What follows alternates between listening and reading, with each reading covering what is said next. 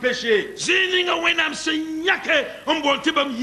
lieu que Dieu a choisi et appelle sa demeure. C'est dans ce lieu-là que tu peux faire brûler ton sacrifice. Tu fais brûler ton sacrifice. Et tu te prosternes devant Dieu. Et tu t'adresses à ton Dieu. Tu pries, tu demandes pardon à Dieu. Et la fumée de ton sacrifice monte vers Dieu. Et Dieu entend ta prière. Et il te pardonnera. Il te libérera de ton esclavage. Oui, l'esclavage du péché. L'esclavage de l'adultère. L'esclavage du vol. L'esclavage de la tromperie. Amène ton sacrifice dans les demeures de Dieu. Oui. Accroupis-toi devant lui. Reste là-bas. Pleure. Oui, il n'y a pas d'autre lieu. Il n'y a pas d'autre sauveur. Il n'y a pas quelqu'un qui peut t'aider. C'est dans les demeures de Dieu. Reste là-bas. Dis-lui, mais voilà Seigneur, je suis esclave, je n'ai plus de force, je ne peux plus, personne ne peut m'aider, je viens dans ta demeure, j'amène mon sacrifice, j'amène mon péché, aide-moi Seigneur. Il a dit que le sacrifice qui brûle et d'autres sacrifices, ce qui veut dire les maladies. Oui, les difficultés. Et la haine que vous ne pouvez pas vous défaire. Tout ce qui peut détruire l'homme. Amen. Peut-être que tu es possédé par des démons. Et les démons vous tourmentent.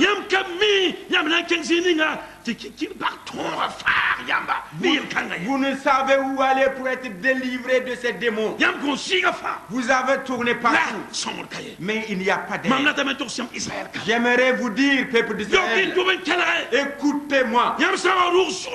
Si vous traversez les Jourdain, et si vous rentrez dans le pays de paix, si vous rentrez dans le pays de tranquillité, et que vous n'êtes plus poursuivis par vos ennemis, écoutez ce que j'ai à vous dire.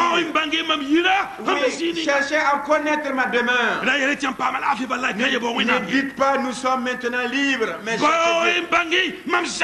cherchez à connaître où se trouve ma demeure. Amenez tous vos sacrifices. Gloire à Dieu. Là,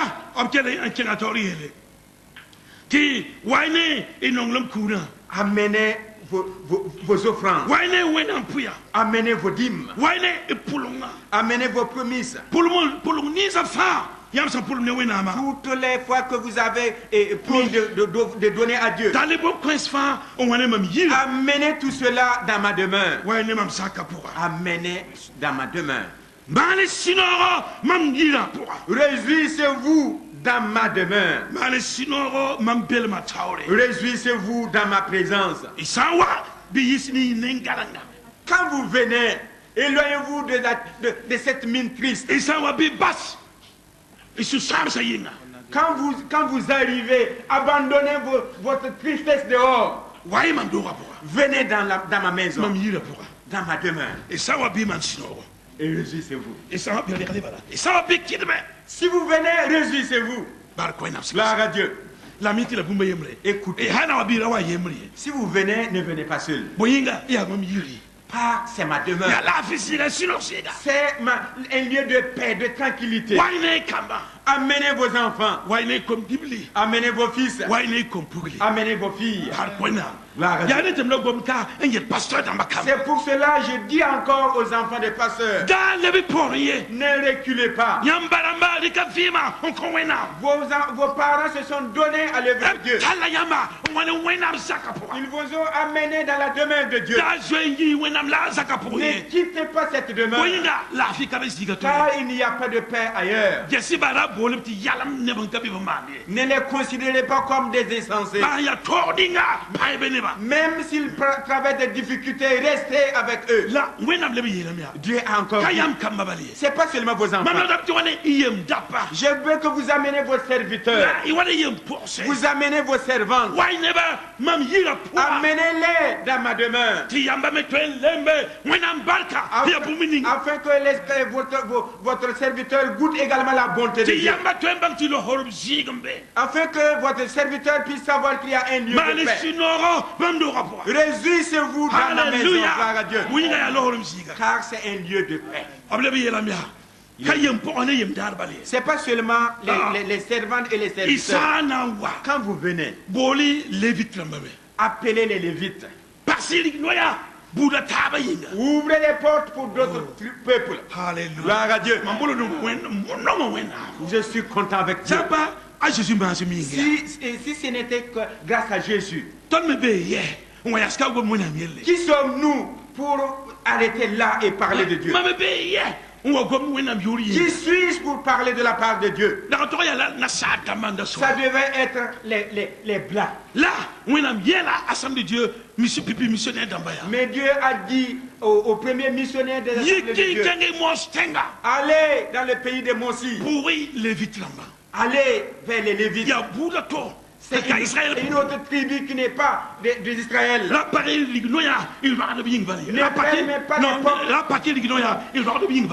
N'ouvrez pas seulement les portes pour vos amis. Non, l'église de Jésus, c'est pas seulement une église de parenté.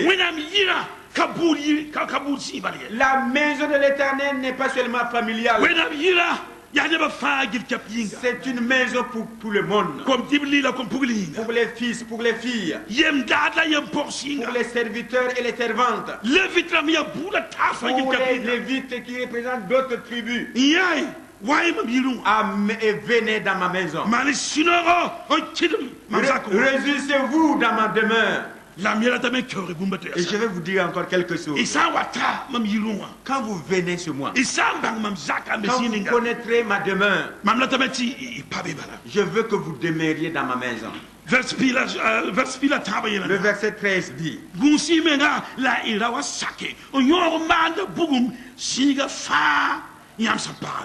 garde-toi d'offrir tes holocaustes dans tous les lieux que tu verras.